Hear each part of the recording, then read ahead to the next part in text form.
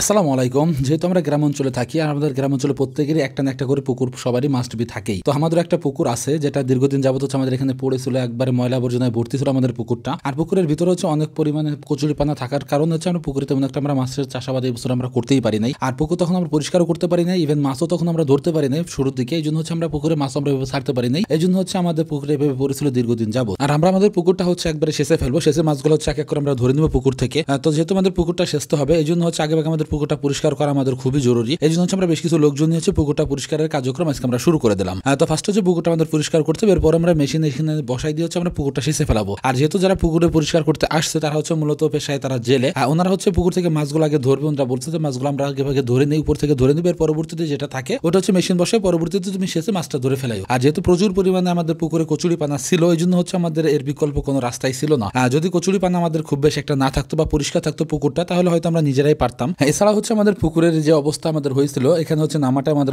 আসলে পসিবল ছিল না, প্রচুর পরিমাণে চুলকানিতে ধরতেছিল নামার সাথে সাথেই। এই জন্য হচ্ছে ওনাদের দিয়ে হচ্ছে আমরা কাজগুলো সম্পূর্ণ করতেছি এক এক করে। যেহেতু ওনারা হচ্ছে প্রফেশনাল বা এই কাজের সাথে ওনারা জড়িত, ওনারা হচ্ছে এই বিষয়গুলো খুব সুন্দরভাবে হচ্ছে হ্যান্ডেল করতে পারেন। এই জন্য হচ্ছে ওনারাই আসছিল আমাদের এটা পরিষ্কার করার জন্য। আর এছাড়া হচ্ছে আমাদের পুকুরে প্রচুর পরিমাণে মাছ আমাদের ছিল। আমাদের এই বছর হচ্ছে একদমই মাছ আমরা ধরা হয়নি আমাদের পুকুর থেকে, বা আমরা নিজেরাও কোনো খাওয়ার জন্য মাছ আমরা এখান থেকে ধরি নাই। তো ওনারা হচ্ছে ফার্স্টে যখন আমাদের জালটা উঠাইলো পুকুর থেকে, তো দেখলাম যে প্রচুর পরিমাণে মাছ উঠছে আমাদের এখানে। আর বর্তমান তো দেশি মাছের যা ডিমান্ড সেটা তো আপনারা খুব ভালো করেই জানেন যে বাজারে দেশি মাছ একদমই পাওয়া যায় না। সবই আমরা হচ্ছে যা খাই প্রত্যেকটা মাছই হচ্ছে চাষের মাছ। তো চাষের মাছের বাইরে হচ্ছে আমাদের দেশি মাছটা আমরা দেখি। জেলেরা হচ্ছে যে মাছগুলো ধরতেছিল, ওরা বললো যে এত পরিমাণে মাছ পুকুরে রয়েছে, এটা আমাদের ধারণার বাইরে ছিল। এছাড়া হচ্ছে আমাদের পুকুরে প্রচুর পরিমাণ হচ্ছে গজার পড়ছিল, তা গজারটাই সবচেয়ে বেশি পড়ছে আমাদের পুকুরে। আর শোল মাছটা তেমন একটা আমাদের এখানে পড়ে নাই। আর যেহেতু হচ্ছে আমরা উপর থেকে হচ্ছে জাল টেনে হচ্ছে মাছগুলো ধরতেছিলাম ওনাদের দিয়ে, এই জন্য হচ্ছে আমাদের ভিতরের নিচে যে মাছগুলো থাকে, আমি জেল মাছ যেটাকে বলা হয়, যেমন কই শিঙি মাছ, ওই মাছগুলো হচ্ছে আমরা এক এক করে ধরতে পারতেছিলাম না। আমাদের পুকুরটা শেষেই হচ্ছে আমাদের শিং মাছ এবং কই মাছগুলো ধরতে হবে এখান থেকে। এত বেশ কিছু কই আমাদের এখানে উঠছিল, মোটামুটি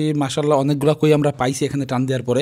তো এর বাইরে যে মাছগুলো ছিল, যেটাকে আসলে জেল মাছ বলা হয়, আগেই বললাম আমি, ওই মাছটা ধরার জন্য হচ্ছে আমাদের পুকুরটা শেষতে হবে। তো মাশাআল্লাহ আমাদের দেখতেই পারতেছেন যে আমাদের প্রথমে যে আমাদের টানটা দেওয়া হয়েছে জালে, জেলেরা যে প্রথম যে মাছটা ধরার জন্য জালটা উঠাইছে, মাশাআল্লাহ অনেকগুলা মাছ উঠছে, যেটা আসলে কি বলবো, এত মাছ একসাথে মনে করেন যে অনেকদিন পরে দেখলাম। ছোটবেলায় আমাদের পুকুরে অনেক পরিমাণে মাছ পড়তো, সেটা আসলে বলার মতন না, এত পরিমাণ মাছ ছোটবেলায় পড়তো। ইভেন এমন হয়েছে যে মাছ এত পরিমাণ মাছ হয়েছে আমাদের কয়েকটা বাজারে নিয়ে মাছগুলো আগে বিক্রি করা লাগতো। আর বর্তমান যেহেতু আমাদের এই অঞ্চলে হচ্ছে পানিটা তেমন একটা আসে না বা পানিটা ওইভাবে হয় না, এই জন্য হচ্ছে মাছটা আসলে ওইভাবে পড়ে না। আর এছাড়াও প্রচুর পরিমাণে কীটনাশকের ব্যবহারের ফলে মাছের বংশবৃদ্ধি অনেকটাই কমে গেছে। এবং দেশি যে মাছটা আছে, এই মাছটা হচ্ছে একদম বিলুপ্তের পথে এক এক করে। এমন একটা সময় হয়তো আসবে যখন আমাদের যে পরের প্রজন্ম আছে তারা হয়তো বুঝবেই না যে আসলে দেশি মাছ প্রচুর পরিমাণে একটা সময় আমাদের গ্রাম অঞ্চলে পাওয়া যেত, যে জিনিসটা হচ্ছে এখন একবার আমাদের বিলুপ্তের পথে। এমন একটা সময় অচিরেই আমরা হয়তো বা এই সময়টার আমরা দেখা পাবো, এমন একটা সময় চলে আসবে।